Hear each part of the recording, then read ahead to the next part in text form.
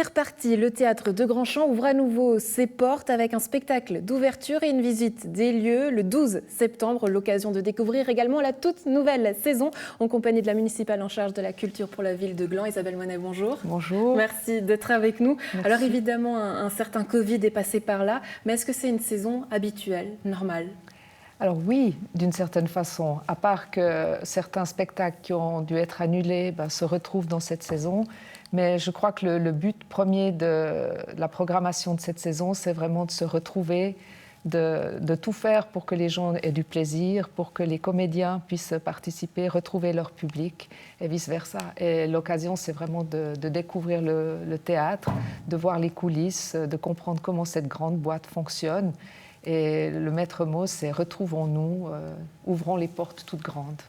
Avant de faire la fête, justement, et de nous donner un petit peu envie, est-ce que c'est finalement plus difficile, je sais que c'est la question piège, mais d'annuler ou de programmer ?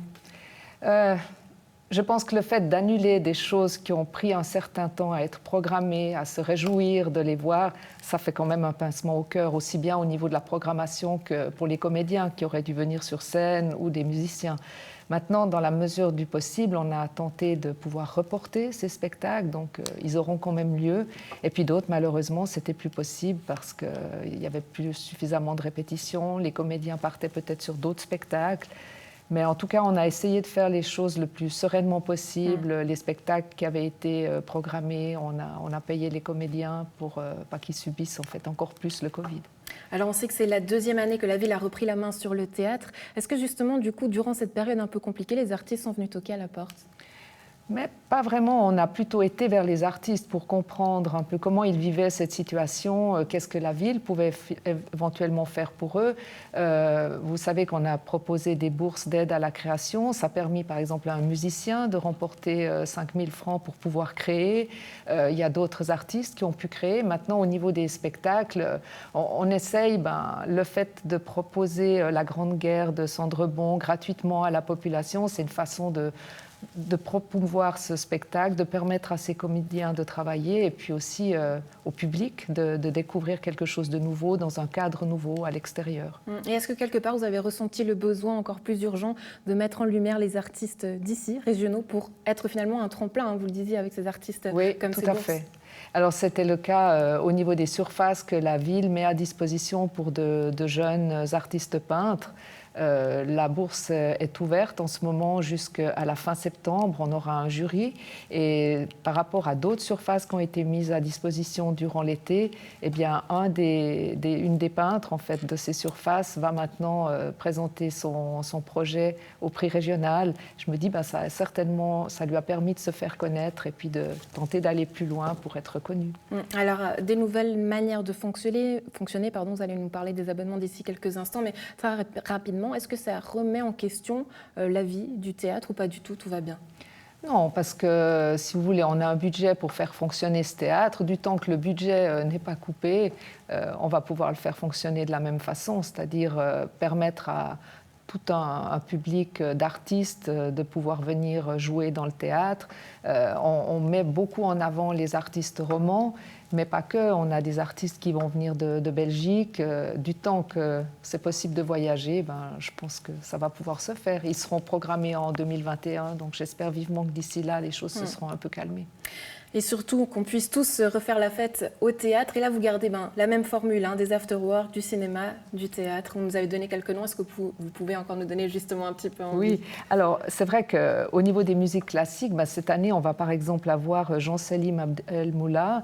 C'est un jeune musicien, compositeur de notre région qui est actuellement à Berlin, qui va venir au mois de janvier.